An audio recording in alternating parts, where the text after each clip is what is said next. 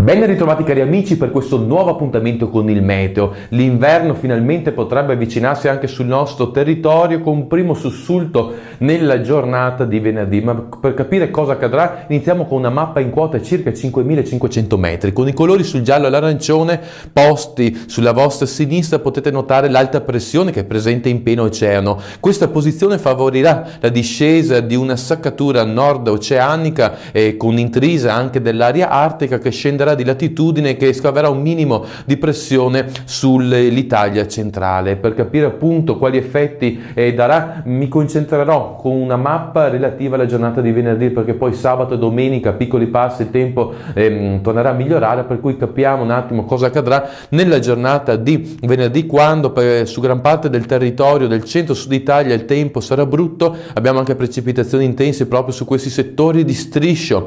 Verrà preso anche il nord-est e tutto sarà seguito dall'ingresso di aria più fredda, da un rinforzo dei venti specialmente nella parte settentrionale dell'Adriatico e anche nel Tirreno, e con un calo della quota neve sulle aree appenniniche. In sostanza dunque possiamo dire che dopo questo venerdì la giornata di sabato e domenica vedrà dei residui fenomeni specialmente dal centro-sud, ma come dicevo questo potrebbe essere solo l'antipasto di un peggioramento più serio alla volta della prossima settimana. Con ora concluso, auguro a voi tutti un buon weekend e se avete tempo e voglia ci vediamo nel prossimo appuntamento.